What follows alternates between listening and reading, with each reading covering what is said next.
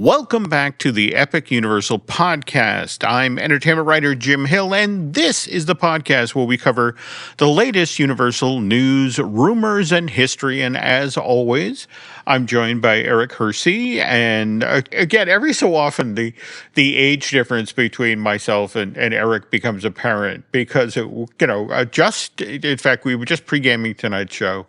And I came excitedly to Eric and like, hey, they're bringing back the Rockford Files. And, and Eric was like, yeah. So, it's like, oh. I just Googled it, Jim. I just Googled to find out what that was. And okay. It's basically, it sounds like it was from 1974 to 1980. So a little bit before my time. There we go. But it was a wonderful TV detective show with James Garner, a wonderful mix of good, solid mystery, but also funny. James Garner was in top form. But there's a great story about why he took this job, Eric. The year previous, James Garner had made a movie for Disney, the Castaway Cowboy. In fact, whenever you visit the Polynesian resort at Walt Disney World, and you're there on the first floor walking over to Trader Sam's, they actually have a display there of various Hawaiian related things that Disney has done over the years, and they actually have the poster in there for Castaway Cowboy. But James Garner, looked at this. He spent the summer of '73 over in Kauai shooting this thing about a cowboy who jumps ship and winds up being a cowboy in Hawaii. And James at that point was like, my career is just in trouble. I'm making movies for Disney.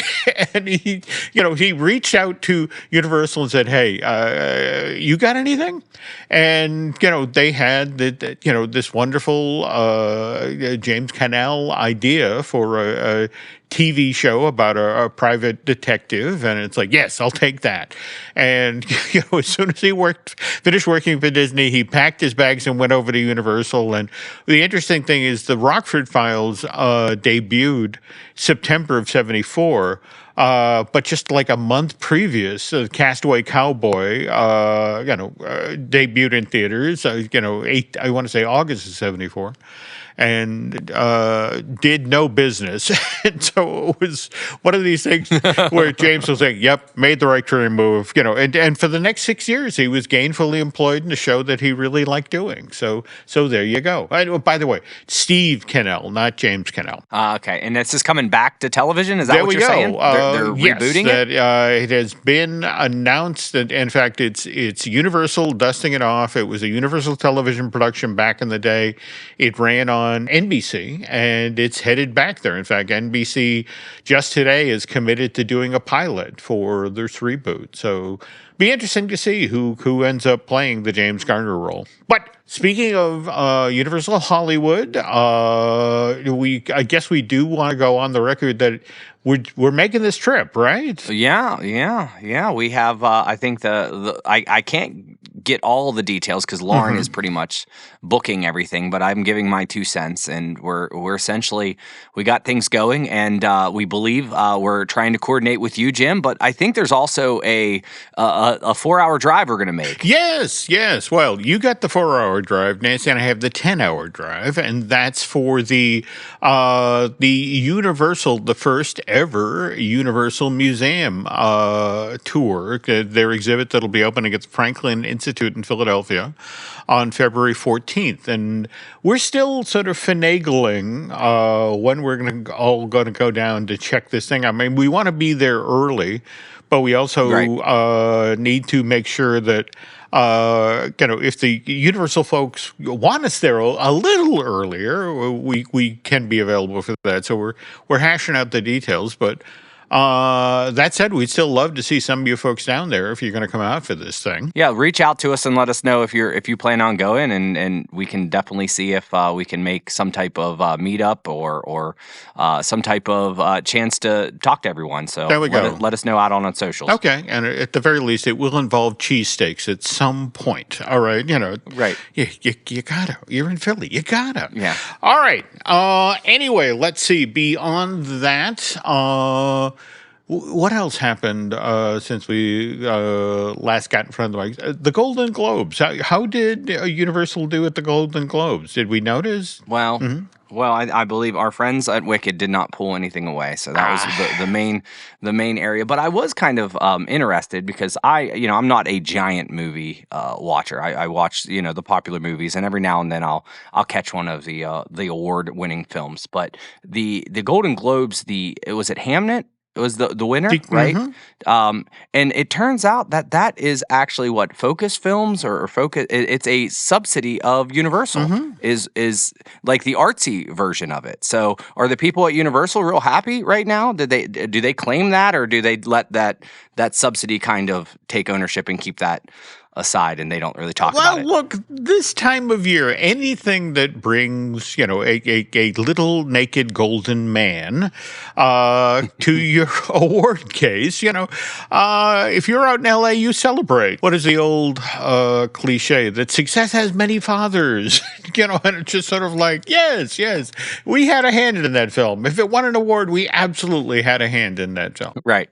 So they got to be happy about that. They won that one, and essentially, I think they won for the best actress was part of the film as well. But okay. The ones that we were kind of looking for were the Wicked, and no Golden Globes for the Wicked. I guess that they'll just have to take some consolation in those ridiculously huge piles of money that they have to move out of their way. Yeah. From the merch sales, from the ticket sales, from the this is the first weekend that it became available, right. Digitally. So, sometimes, and I hope they can bear up under all of that disappointment. A positive cash flow will do that sometimes. Right. So. Wasn't it Jeffrey Katzenberg that said he would rather win like the Bank of America award as opposed to the Well, they won that. They won that. That they did. That they did. All right. Well, folks, we have other stuff to discuss. In fact, a lot of stuff for the coming year at the various Universal parks. But before we do that, we have to acknowledge our sponsor, and that is Be Our Guest Vacations. And are you planning your next adventure? If so, let the experts at Be Our Guest Vacations take care of the details. As a platinum-level earmarked travel agency, they provide top-tier concierge service for trips to Universal Orlando, Universal Hollywood, the Disney parks, cruises, and more.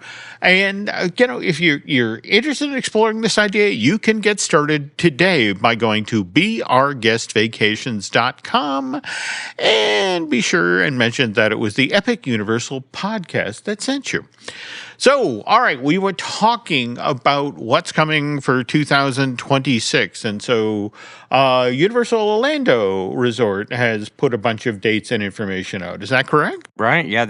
I noticed that last year when we first started covering that, it seems like they have like a big announcement day in which they kind of give you all the dates. And I'm not familiar if Disney necessarily does something like this. I never recall, but I remember last year when it happened, and I was kind of jazzed to see that they kind of made all their announcements. And with that being said, we have the dates for things like Halloween Horror Nights. We have the Mardi Gras, which we knew the dates for, but we have a little bit more information there. But also kind of what they're doing for the holidays. And yeah, it's just a whole slew of information. So if you are planning your vacation or planning down to go to Central Florida, now you have a good opportunity to see what you can get. So did you get a chance to kind of eyeball some of the offerings or some of the dates? I did. And I wanted to ask, given that you and Lauren and the kids are pass holders at Universal these days. What do you make of the pass holder offerings?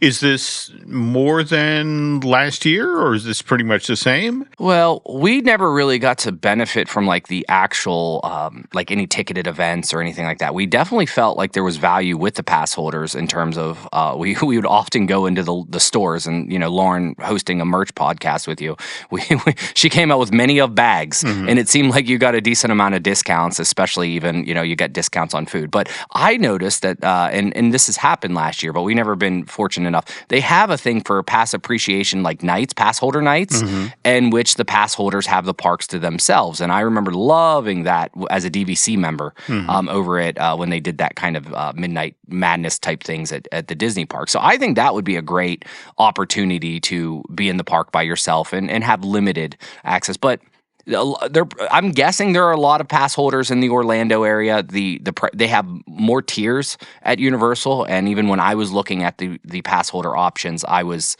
like, it's a no-brainer to get a pass at some level. I mean, are you familiar with lots of pass holders? You believe in the Orlando area? Oh, I am. But I want to especially acknowledge one particular pass holder, our Eye in the Sky Bioreconstruct, who I haven't told you about this yet. Bioreconstruct. Do you remember during the holiday season they were doing those cards with Earl the Squirrel? Oh yeah. Well, Bioreconstruct not only sent me a full set of these, but he also sent me, I want to say, 2 and 3 additional sets, which he wanted us to figure out how to hand off to fans of the Universal Park. And obviously we'll have to talk about this off mic about, well, how do we set this up as a giveaway or a contest or something like that? But sure, yeah. But the joke I was making to Bioreconstruct is he had also sent me, in fact, I have one of them here, Eric. I think I've showed you this previously, from the Universal Showdown, the horror game. Oh, yeah. So I now have the Earl the Squirrel set, and I want to say I have a number of things, thanks to Bioreconstruct, of the horror thing. So, as I was joking to him, I now have the world's weirdest tarot card deck, and it's, just the effect of, can read somebody's fortune. It's like, oh, you have the third of squirrels. Oh, very bad. Right. So you flipped over the acorn misspelled. That's bad for your future. There we go.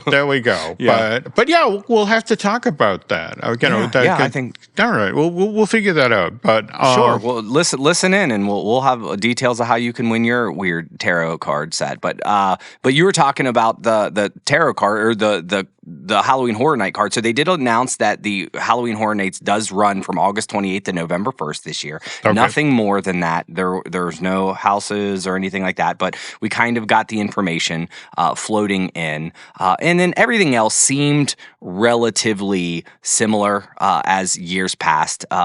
There's a lot to go by, and I wasn't aware that there were so many specific holiday items. Like you could, for different holidays, they were like, all right, go to City Walk for this day. Like I think there was a Bob Marley day on like Day of Freedom, and then there was St. Patrick's Day. You go over here. So I would head over to, and you can find it all over the place. I actually found it wdwnt.com. They had a really good exhaustive list, but you can also find it over at like blog universe or discoveruniversal.com for all the information. But was there anything that stood out to you that said, hey, let's take eye at what they're offering this year? Well, I mean, I'm being more, I guess, pragmatic. It's like the first thing coming over the horizon is Universal Mardi Gras International Flavors of Carnival. I mean, we're recording this on the 13th. The show goes live on the 16th, and what is it, 3 weeks later, February 7th, right. This kicks off. And you actually chased down the full concert lineup for this year, which is Pretty impressive, don't you think? Yeah, well, I think this is when we play the game that it's name your age based off of the artist you know, Jim. Because there are some that I'm like, well, absolutely not a clue who this is. And then there's others, I remember them in high school, and then I remember those my dad listened to this or whatever, like that kind of deal. So it did just come out today, so I didn't have to do too hard of chasing because thankfully there are a lot of good online outlets that are throwing these out there. But yeah, it runs from February 7th to the March 28th. This is, I think, in my bucket list now since I have been there in the summertime and I have been there in the holidays. Obviously, the Halloween Horror Nights is a thing that I would like to experience, but I think that Mardi Gras would be one that I would probably go out of my way to go experience. It sounds like from tales of you being on and throwing beads at people and so forth, and just seeing the floats and just with the food and the music, it sounds like a nice happening time at Universal. And I would pay good money to see you and your bride on one of these floats. Now, mind you, I think Lauren would have the same sort of issue that I would have. That you think you're being nice, you're throwing beads at people, and then you hit them in the face, and then you feel bad. Just sort of like, you gotta practice that throw off. The gentle throw, underhand. Yeah.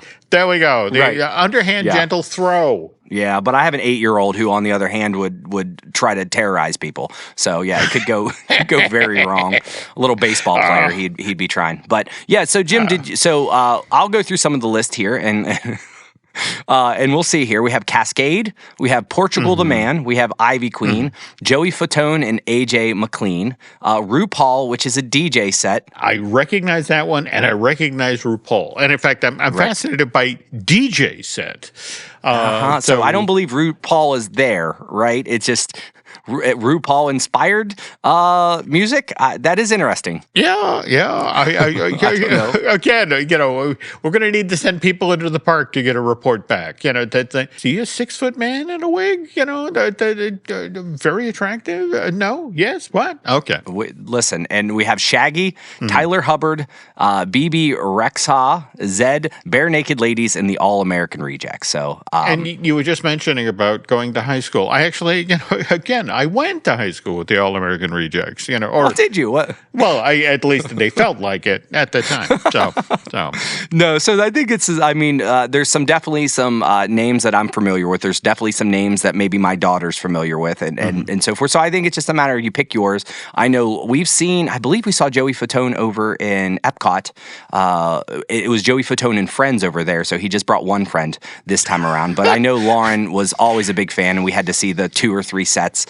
So I think the NSYNCers will come out, and I think in my case, Bare Naked Ladies, All American Rejects. That's kind of my style. So maybe the end of March would be the time to go. But overall, I think this is. I'm happy to get their list. Now you can make your plans. You can, if you're an annual pass holder, I'm sure this is a great reason to go over and celebrate. Okay, so now, mind you, there are other Universal resorts around the planet, and another one also made us aware of its list of entertainment. So if we now pivot to the West Coast, let's talk about what Universal Hollywood's up to in 2026. Yeah, well, and the funny thing is they released this back in November, and it was just kind of, we talked about it briefly, but I was just like, well, I didn't pay much attention to it. But now that I'm going, I'm much more interested. So I figured, why not, since we're doing this on the show, why not we talk about what's going on in November just one more time. So this is interesting over there. They do have fan fest nights. So I think that is a nice thing that we can talk about. Well, no fan fest nights announced in Orlando, right? I don't know if there's any gaps we can find. Yet. Right. Again, we saw that survey. They are definitely considering it, but I just seems to be all right, hang on, maybe not 2026, maybe 2027, but yeah, and it looks like we'll just miss it.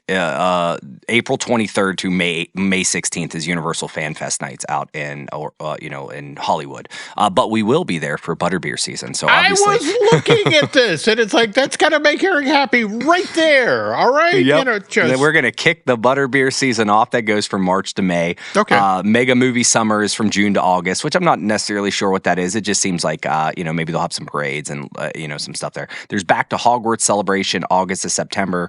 There's obviously a 4th of July celebration, and Halloween Horror Nights goes from September 3rd to November 1st. And there are also past member benefits throughout this whole time frame. And of course, the Fast and Furious Hollywood Drift will be debuting in 2026, which is something for everyone to look forward to. I just don't know if we'll get it in March, but there are some signs that we're getting closer. Yes. I want to share what Jim Schul, he and I were talking about this just yesterday. And he said what's interesting is they are past the water test dummy phase. So, it's now time for actual human beings. So that's encouraging. And we've also had some construction stuff go in, stuff you need to put in place as you're getting serious about actually putting human beings on this. And do you want to explain what that is? Well, I mean, for most coasters nowadays, you're going to see that net that they put around certain turns, because even though there's probably lockers and there's metal detectors, you're not supposed to have, items in your pocket because phones will fly out. But, if something slips through, you still have to have that protection, because there's nothing like if you're walking down the street and then boom, you get smacked with a thing, a lipstick. I'm sure that can still do some damage. So there are some netting apparatuses that are going around. The nets aren't up yet, but you see like a white cone type material, right? Like and they're placing that around many of the turns. So we know that at this point in time, they're going to start putting people on there, and they're probably going to test to see like, all right, do things fall out? What have you there? But there's also some noise, like they're putting up like walls and I wanted to talk to you guys. So there were some pictures online, and I kind of threw one down there that looks like a wall that they're putting up. So how do they block the noise per se? Because I know that was the big problem that they were talking about, like with the locals, right? Yeah, I mean, noise mitigation has been an issue from day one with Fast and Furious Hollywood Drift. And remember, out ahead of actually beginning physical construction, they were all over the residential areas doing presentations about, how we're going to turn the cars into the park, facing into the park for, at moments where we believe guests will be screaming, we're going to do our damnedest to be a good neighbor. And, this sort of stuff, this is the hard part of the project, Eric. They're making educated guesses, but it will, it's when they get the actual folks riding on this thing, and then they get people out in the community, just sort of like, okay, you stand here in this neighborhood for the next 2 and 3 hours, with, a sound measuring equipment, and tell us what you hear. And then, then that's when you make the adjustment about, well, can we put a baffle in? Can we put, is this we plant more foliage, or, they've got construction walls right now that have faux foliage on them, right? Yeah. Well, and then they were saying something about a sound shield, and that's interesting. So that's probably like if there's elements of the ride where people are going to scream more, how do they kind of muffle that? So it'll be interesting. My vote is just get a bunch of librarians shushing people before the scary parts. The interesting thing is you can see sound shields in place actually at, for example, California Adventure with. It used to be for California Screaming. Now it's in Credit Coaster, those large tube-like things at the top. I think that Universal is going to try to make those a bit more attractive than what Disney did. In fact, what's kind of interesting is back when they were still doing Westcott, and for example, the Asia section of the park was supposed to have what they called Ride the Dragon. And it was literally, you were supposed to be in one of those Chinese parade dragons, but you were moving at speed along the Great Wall of China. And the way Disney had convinced themselves that they were going to be good neighbors was that at certain points in the ride, how if you've ever seen a Chinese dragon in a parade, you have the head with the eyes that blink and the mouth that moves. But the body is fabric on top of ribs. And what was interesting was that for most of the ride, the cloth would be down. But at the points where it's like, okay, we're high enough, people can hear this in the thing. And what Disney had designed was the fabric would suddenly fly over you, and you would be momentarily inside this thing of fabric, and you'd be screaming, and then when you came down the next hill, it would fold back. Cool idea. I don't know how they would have made it work. Right. It's just one of those things where it's like, yeah, that's an interesting idea. Now show me the technology, and now show me that it will work more than twice a day. Yeah, So right. Well, that's interesting. And I remember just when they had that drop tower over at California Adventure, I think they had the plexiglass. They did. So I mean, there are ways to do it. I don't know how effective it was, but there are ways to do it. So we'll keep an ear out, and I'm really hoping they're doing well, because that would be a great thing to do in March is to try that coaster. I agree. But I'll have my fingers crossed. Okay. So, and speaking of things that Eric is going to get to see for an experience for the first time, there is, of course, the tram tour, and the last couple of weeks on the feature here at Epic Universal Podcast, we've been discussing the stuff that Jay Stein put in the early days of the tram tour. But before we get to that, though, we have a story that a listener actually sent in that kind of keys off of this stuff. But we'll get to that in a sec. But first, this. Does it ever feel like you're a marketing professional just speaking into the void? But with LinkedIn ads, you can know you're reaching the right decision makers, a network of 130 million of them, in fact. You can even target buyers by job title, industry, company, seniority, skills, and did I say job title? See how you can avoid the void and reach the right buyers with LinkedIn ads. Spend $250 on your first campaign and get a free $250 credit for the next one. Get started at linkedin.com/campaign. Terms and conditions apply. And we're back. Okay, folks, I got to tell you, one of the things I love about, doing podcasts like this is, well, Eric and I will share a story on a show, and then one of our listeners will reach out with a story of their own that then expands on what we previously discussed, or maybe shine a spotlight on a whole different aspect of that story. I mean, for example, just this past week, the Disney Dish I did with Chris Cox, we answered a listener comment to the effect of, I'd love to hear a history of the Sword in the Stone ceremony at the parks. And I briefly shared what Jim Corcus had told me when Jim first began working for Disney in the 90s, I want to say. He actually played Merlin in the park, and he was the performer who handled the Sword in the Stone ceremony at the Magic Kingdom. But what's been interesting is since that story went live, we've had all these folks reach out with their memories of that ceremony and talking about it. So it looks like Glenn and I are going to have to circle back on Sword in the Stone and do a bigger story because there's more there. But and speaking of people reaching out, on the heels of those J-Bang stories we've been doing over the past couple of weeks here on the Epic Universal podcast, we actually had an Edgar Rice Burroughs fan reach out. And for those of you who don't know, Edgar Rice Burroughs, a prolific writer of science fiction, fantasy, adventure genre. I mean, he's the guy, for example, who dreamed up John Carter of Mars and then went on to write 11 different books about the Civil War veteran who somehow leaves Earth and then becomes a legendary warrior and hero on the Red Planet. But Eric, 11 books is nothing compared to what Edgar Rice Burroughs did with Tarzan. Before this author passed away in March of 1950 at the age of 74, he had written 24 Tarzan books. I didn't know Tarzan could do that much. I mean, swing. Did he end up learning to talk? Meet Tarzan, you Jane. Not a lot of dialogue, but the important stuff. By the way, first Tarzan book, Tarzan of the Apes, published back in October of 1912.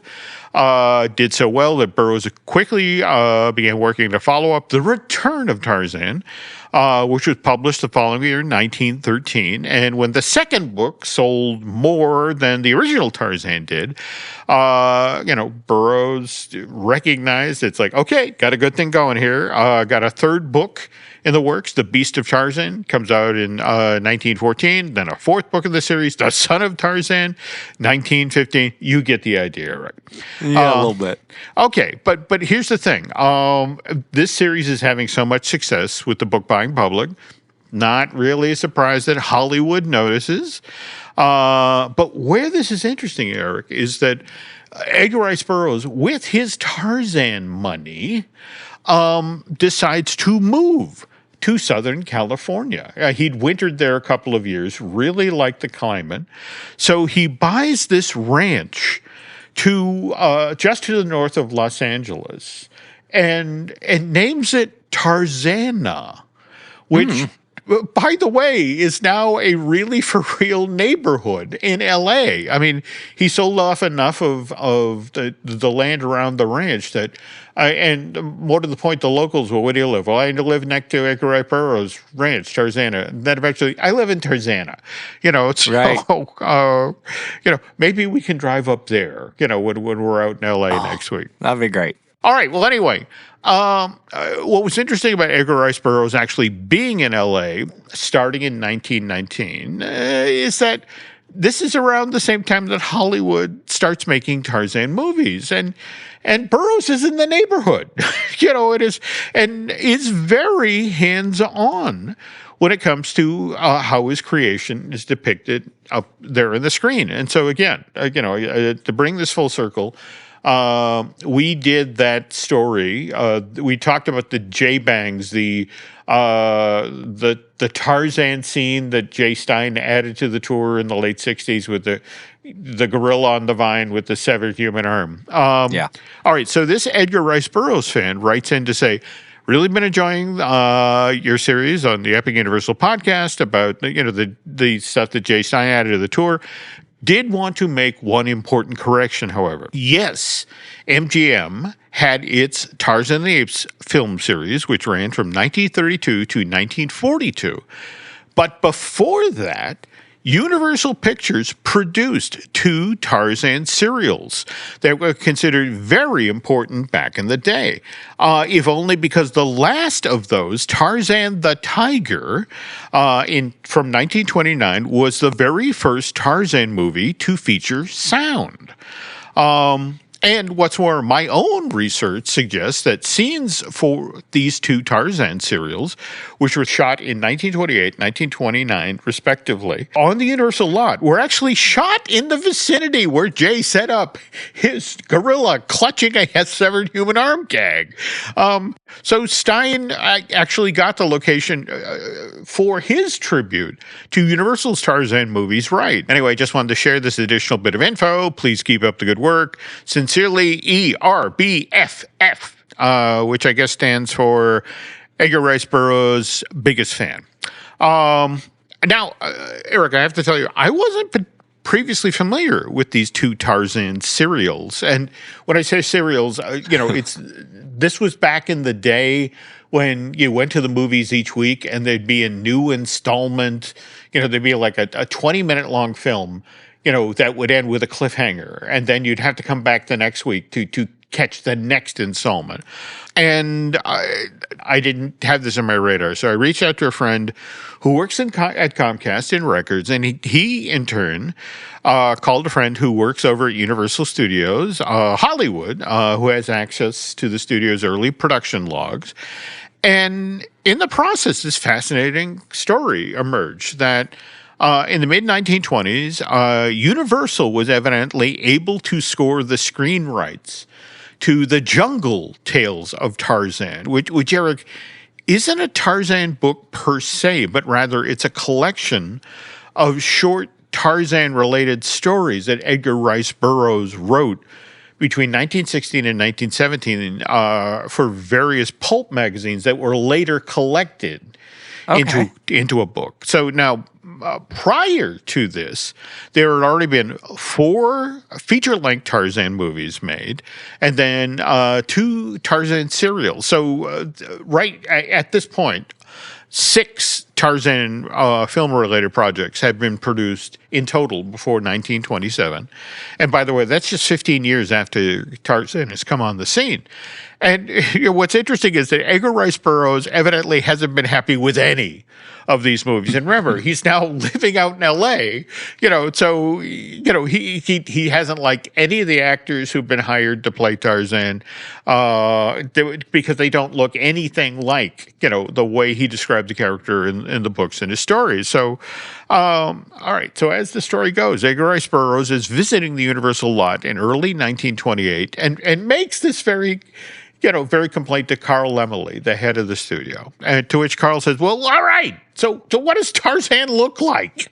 And so the two of them now start to walk around the Universal lot, and they're visiting all of the sets. And eventually they arrive to a set where Frank Merrill, who had previously been a national gymnastics champion, is doing stunts. And Edgar Rice then turns to Carl, him, that guy. That's what Tarzan looks like, And then, well, this isn't the moment where Laemmle has to break the bad news to Burroughs. So it's like, well, we already cast the title role, for Tarzan the Mighty. By the way, that's what they were going to call the movie serial based on the Jungle Tales of Tarzan. And the guy they picked, longtime Universal Studios employee Joe Bonamo.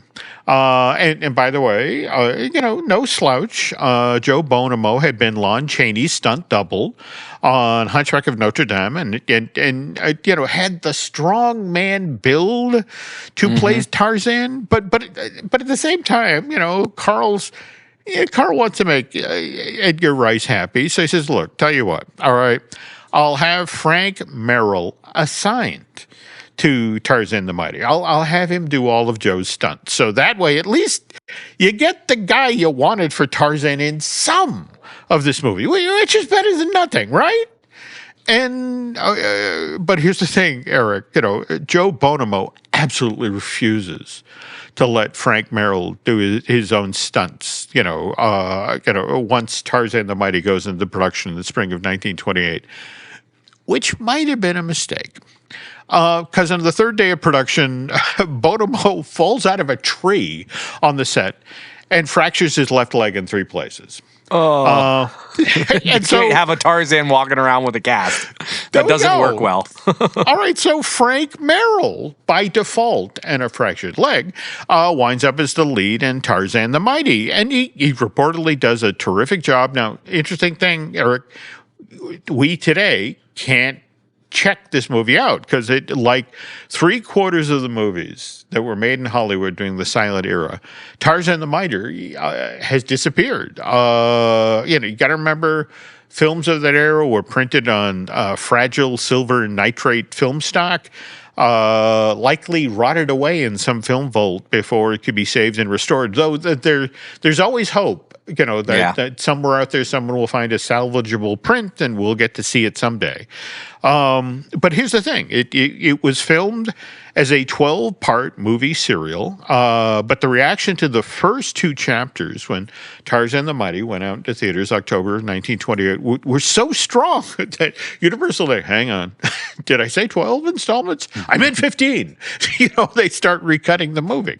And Universal, to capitalize on this huge success, now plans on turning Jungle Tales of Tarzan into a trilogy. In fact, plans are immediately set in motion to begin shooting Tarzan the Tiger the following year, 1929. And by the way, I just want to stress here that Tarzan is set in Africa, and tigers Asia, right? Right. Well, hey, listen, my Animal Kingdom knowledge, is proven that to me. That you go to Asia and you see the tigers. You go to Africa, you see the lions. Okay, just wanted to bring that up. Yeah, right. Okay. But anyway, also, and a third and final installment is tentatively set up to go into production in 1930.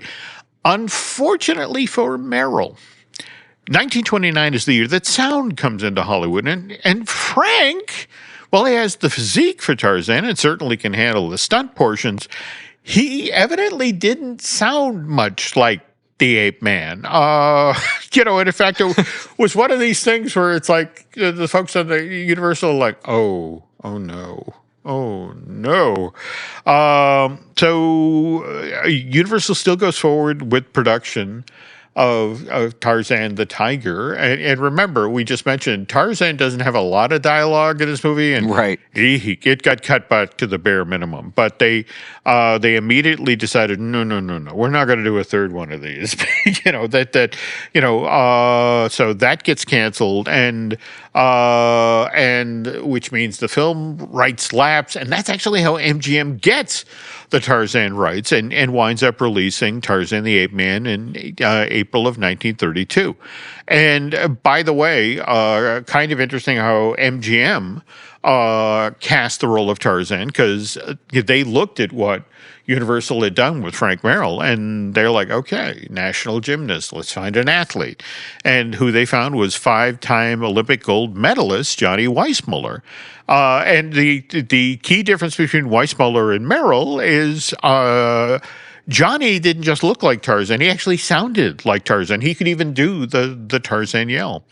But anyway, final little interesting bit of Universal history here. I am still trying to confirm if these Tarzan serials from the 1920s were actually produced on the old lot in the vicinity of Park Lake. That's where Jay staged that, gorilla swinging with the severed human arm gag. Here's the problem, Eric. Park Lake didn't actually exist till 1953.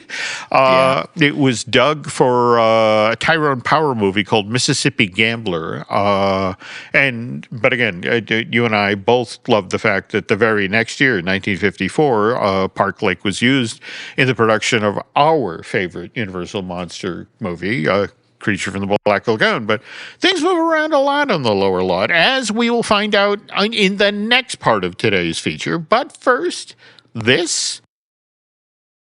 I'm your host, Stassi Schroeder. Welcome to Tell Me Lies, the official podcast. What's the most unhinged thing of season 3? Steven, because he's so evil. I do think he is misunderstood. You see everyone face consequences. It's intoxicating. The writers just know how to trick you. There's always a twist in this show. It's nothing you would expect. Tell Me Lies, the official podcast, now streaming, and stream the new season of Tell Me Lies on Hulu and Hulu on Disney+. Well, the holidays have come and gone once again, but if you've forgotten to get that special someone in your life a gift, well, Mint Mobile is extending their holiday offer of half off unlimited wireless. So here's the idea. You get it now, you call it an early present for next year. What do you have to lose? Give it a try at mintmobile.com/switch. Limited time 50% off regular price for new customers. Upfront payment required. $45 for 3 months, $90 for 6 months, or $180 for 12-month plan. Taxes and fees extra. Speeds may slow after 50 gigabytes per month when network is busy. See terms. And we're back. Okay, so as we continue our look back at the history of the tram tour at the Universal Studios Hollywood, it's now 1973, and we've been talking today about Park Lake, a body of water across the way from where McHale's Navy, the TV series from 62 to 66, was shot. And in fact, that's why Jay Stein, given that nothing was being shot in this part of the lower lot in the late 1960s, felt comfortable putting his gorilla severed arm gag in here in the same year in 69. It's, nothing's going on here. In fact, because this continued to be a quietish corner of the Universal backlot as the 60s gave way to the 70s, this is why Jay circled back to Park Lake, not once, but twice. First thing he did in the 70s was he put in the submarine and torpedo gag, which keyed off of a movie that Universal had made back in the late 50s. It was a service comedy called Operation Petticoat, starred Cary Grant and Tony Curtis. And for reasons that are too difficult to describe in the time we have in today's podcast, a World War II era submarine winds up being painted bright pink.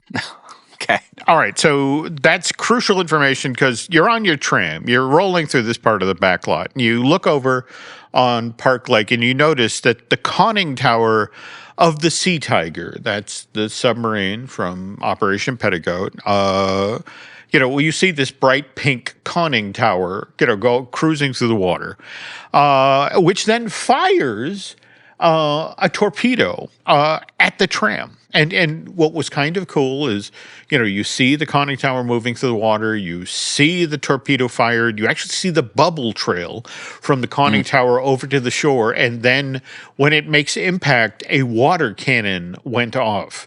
But the tram is going by right at this moment, so if you're seated in the middle tram, on the wrong side of the tram, you're now wet, but you're excited, and But again, this is all done practically. The conning tower is being pulled through the water through a guide chain, and by the way, can be pulled back into the reset position as soon as the tram clears the area.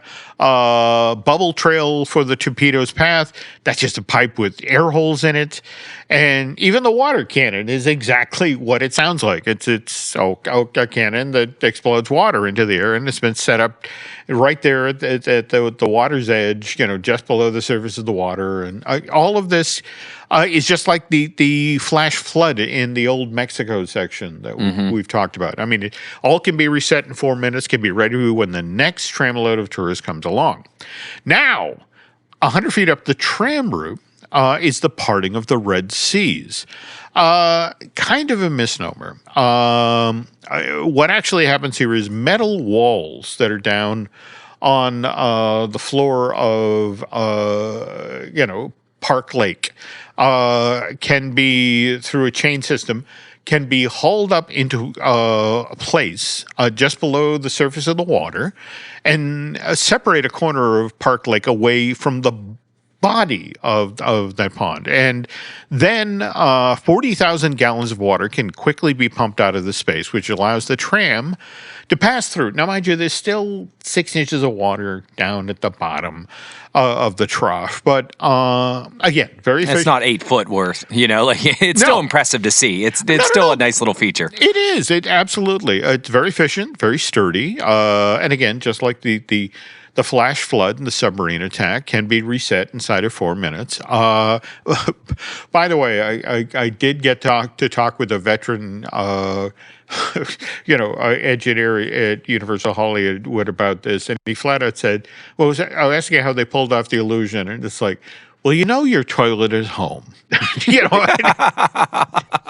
It just pretty much it's like, just picture that, only 40,000 gallons going down very quickly. Yeah. By the way, fun fact, and by the way, folks, you can Google this and look at these images yourself.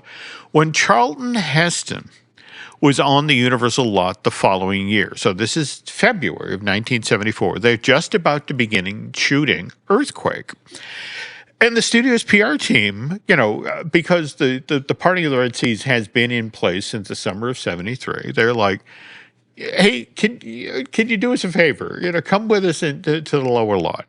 And they actually persuade him to stand at the shore of Park Lake where the seas part, so to speak. And he stands there with a Moses-like staff that somebody has dug out of the prop department, as a couple of tramload of tourists go by and are like, what? It's like, that's Charlton Heston, and I mean, he's a good sport about it, which is why there's some great photos, but there's also video. I mean, of him literally standing there and, sort of, high-fiving a couple of folks on the tram as they go by, which is, of course, what Moses did when he, parted the Red Sea back in the day. By the way, Earthquake gets released to theaters November of '74. Speaking of which, though, that would eventually become part of the tram tour, but that wouldn't happen until March of '89. That's when Earthquake, the big one. Have we done a feature about that yet? I want to say yes. Do you remember? Jim, we're 86 into these, and I'm going to have to look at the notes. I remember talking about it, but it might have just been in passing. It's tough to say. We'll have to look. We'll have to look. All right, so just to review, folks, so Jay now has added 2 new show scenes to the Universal Tram Tour that are getting tourists wet as they roll around the lower lot. So he now wonders, well, can I bury the needle in the other direction and maybe get them hot? And the thinking here is, well, let's show them a little movie magic by letting them see how we do fire on film sets. And it's worth noting that one of the reasons this is kind of front of mind is that, and again, we have Charlton Heston on the Universal lot making Earthquake.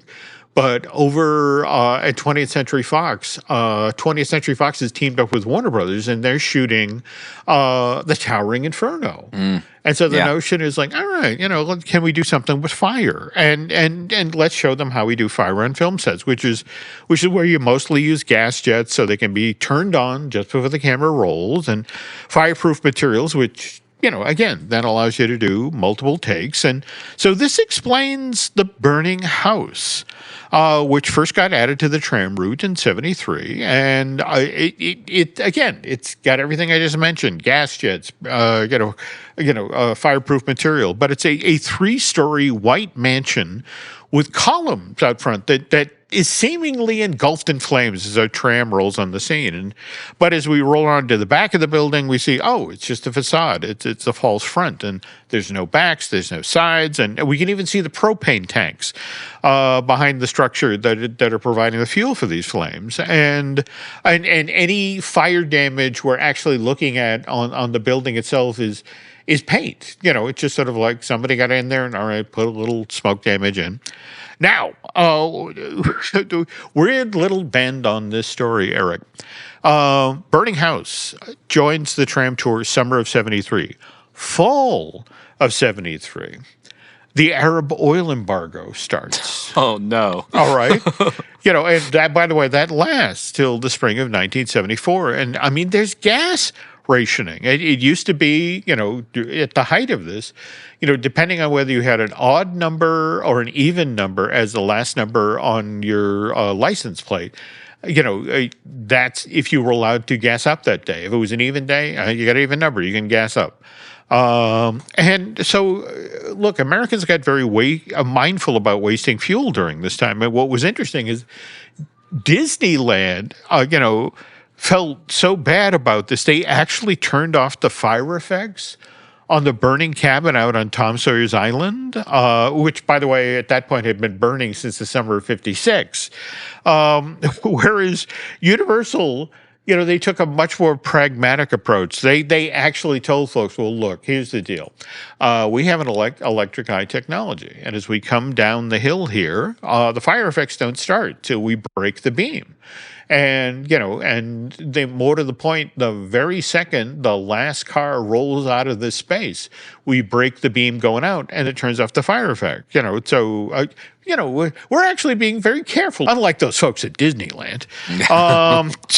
So anyway, long story short, the burning house hangs in there as part of the Universal Tram Tour till 1992, where it's then pulled down because they need room for that park's Jurassic Park the ride. Though, ironically enough, one of the things they do, while they're doing that is like, hey, well, while we're back here, let's build a new fire station for the lower lot.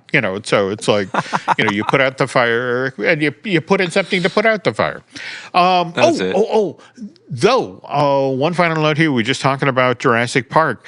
Want to remind folks, the Florida version of this ride just closed last week, January 5th, for a lengthy rehab. And I don't know if it was listed on the schedule there that you shared early in the show, Eric, but I'm being told that the revamped version of this ride will be up and running in time for Thanksgiving 2026's Island Adventure. So, be interesting to check that out.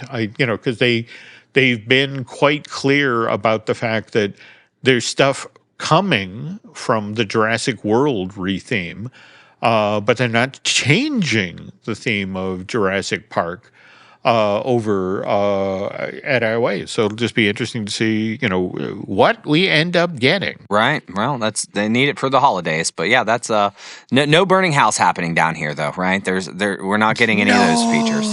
No, in fact, that was so funny when once upon a time, Universal Studios Florida did in fact have a tram tour.